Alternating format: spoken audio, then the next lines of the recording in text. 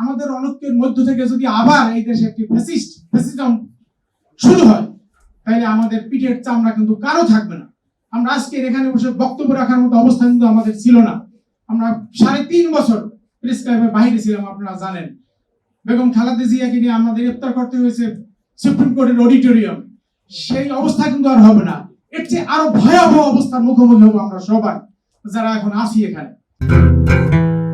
প্রেসের স্বাধীনতা গণতন্ত্রের হৃদস্পন্দন। তো পরিষ্কার কথা আপনারা জানেন যে প্রেসের স্বাধীনতার সাথে আমাদের গণতন্ত্র সম্পর্কিত। প্রেসের স্বাধীনতা যদি না থাকে তাইলে দেশে গণতন্ত্র থাকতে পারে না। রাজনৈতিক নেতৃবৃন্দ যে দেশ শাসন করবেন কিংবা জনগণের হয়ে কথা বলবেন সেটা কিন্তু সম্ভব হয় না। অর্থাৎ গণতন্ত্র বিপর্যস্ত হয় যদি গণমাধ্যমের স্বাধীনতা না থাকে। গত 15.5 বছর ধরে আমরা এই স্বাধীনতা ভোগ করতে পারিনি এবং গণতন্ত্র আমাদের বিপর্যস্ত হয়েছিল। দুঃখের বিষয়,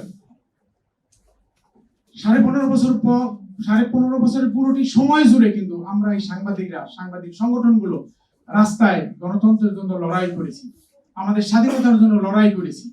এক পর্যায়ে কিন্তু ফ্যাসিস্টদের নির্যাতন, মামলা মোকদ্দমা, জুলুম এবং ফাঁসিতে ঝুলানোর কারণে তারা ঘরে উঠতে বাধ্য হয়েছিল।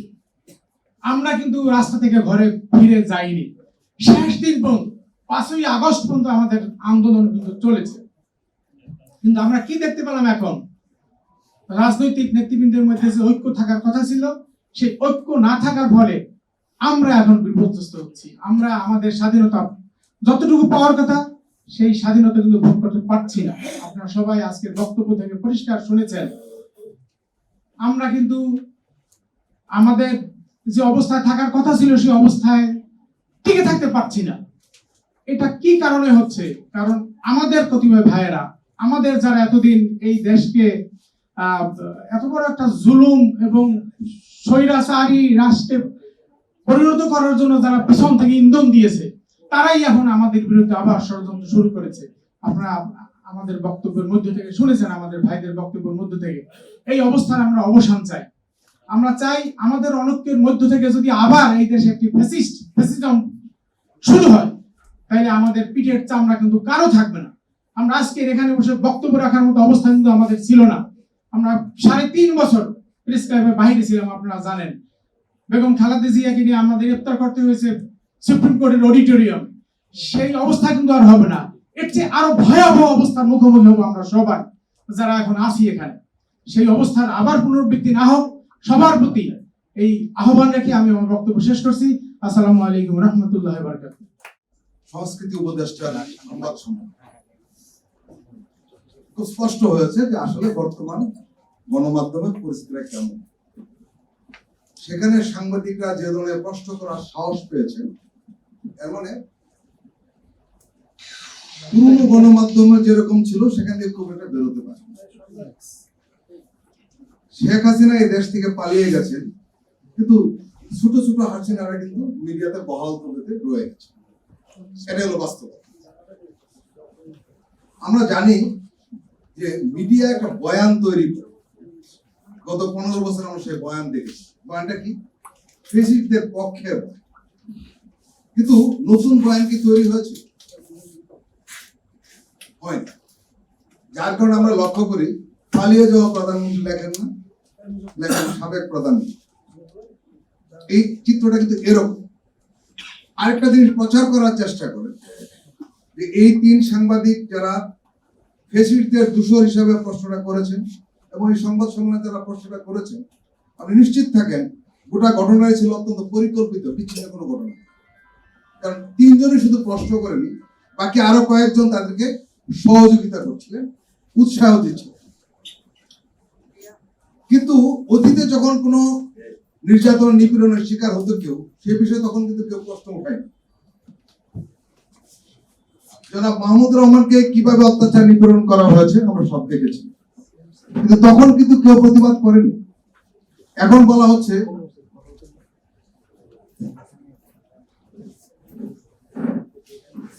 এবং সামাজিক গণমাধ্যমে প্রচার করা হচ্ছে দেশে একটি ভয়ের পরিবেশ বিরাজ করছে।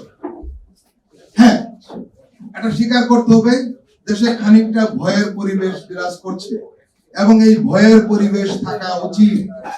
সে ভয়টা কাদের জন্য? ফ্যাসিস্ট এবং তাদের দোসরদের জন্য, এবং থাকতে হবে। এবং আব্দুল ভাই তার নিবন্ধনে বলেছে, নাৎসিদের যখন পতন ঘটে তাদের কোনো মুখপত্র কিন্তু ছিল না, কিন্তু আমাদের দেশে বহাল তবিয়তে রয়েছে। আমরা দেখলাম অন্তর্বর্তীকালীন সরকারের অনেকেই সুশীল সেজে গেল মিডিয়ার ব্যাপারে, এবং এই সুশীলের পরিণতি কি? তথ্য উপদেশ, সংস্কৃতি উপদেষ্টার সংবাদ সম্মেলনে আমরা টের পেয়েছি। ফ্যাসিস্টদের ব্যাপারে কোনো আপোষ নেই, এটাই সবার হওয়া উচিত ছিল। আওয়ামী লীগকে নিষিদ্ধ করতে হবে, গণহত্যাকারীদের বিচার করতে হবে, প্রত্যেকটা মিডিয়ার এই পয়েন্টটা তৈরি করার উচিত ছিল। তারা কি সেটি করছে? একেবারেই না। কাজেই এখন সংকটটা বিরাজমান, চরম বিরাজমান। সৈয়দ আফজাল আহমেদ তার প্রবন্ধে যে ধরনের সমস্যাগুলি তুলে ধরেছেন, এখন নতুন আঙ্গিকে সেই সমস্যাগুলো রয়ে গেছে। আপনাদের একটা জিনিস বলি, একজন যোগাযোগবিদ একটা কথা বলেছে, সেটি হলো রাজনৈতিক দল কি করলো বা রাজনৈতিক নেতারা কি বললেন সেটি কিন্তু মুখ্য বিষয় নয়, মিডিয়া তাকে কিভাবে প্রেজেন্ট করলো সেটি মুখ্য।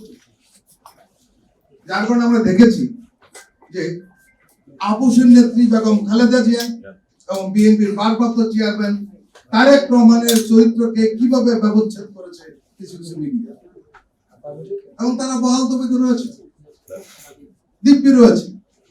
এ থেকে বেরিয়ে আসার উপায়টা কি, সেটা আসলে আলোচনার বিষয় হওয়া উচিত।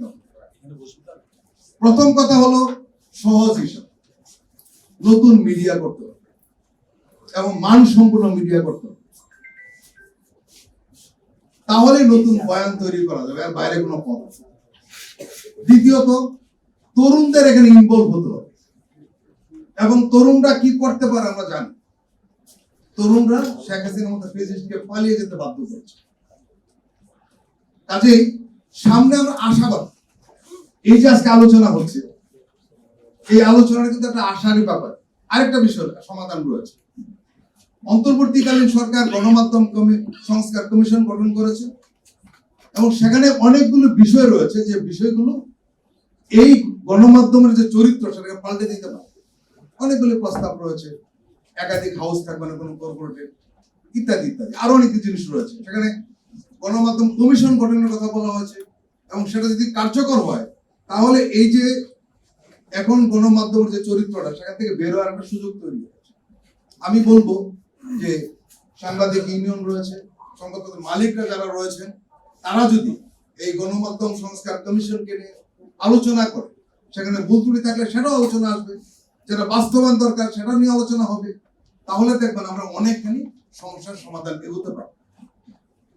হতাশ হওয়ার দরকার নেই, আমরা আশাবাদী হতে পারি, কারণ এই তরুণরা আমাদের আশার জন্ম দিয়েছে। তরুণরা স্বপ্নবাজ, আর স্বপ্নবাজ মানুষ কখনো পরাজিত হয় না। সবাইকে ধন্যবাদ।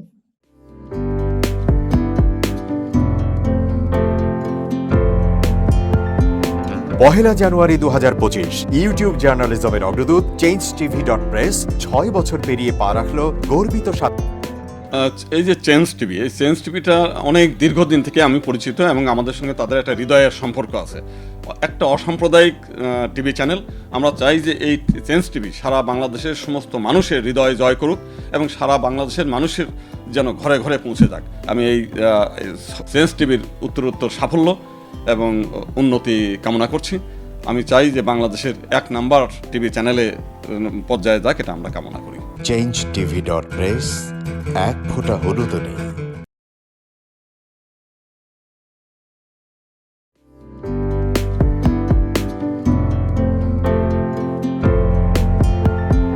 পহেলা জানুয়ারি 2025 ইউটিউব জার্নালিজমের অগ্রদূত changeTV.press 6 বছর পেরিয়ে পা রাখলো গর্বিত আমি অত্যন্ত আনন্দিত হলাম যে চেঞ্জ টিভি আগামী কয়েকদিনের মধ্যেই 6 বছর পূর্ণ করবে। আর হাঁটি হাঁটি পা পা করে চলা শুরু করে এখন সে বেশ দৌড়াদৌড়ি করছে বলা যেতে পারে। ও নামটাও অত্যন্ত বলবো যে সিগনিফিকেন্ট যে চেঞ্জ, এই গণঅভ্যুত্থান কিন্তু চেঞ্জ চেয়েছে। সেই হিসেবে তোমার টেলিভিশনে তোমার এই চ্যানেলের নামের একটা যথেষ্ট মিল মিল আছে। পাওয়া যায়।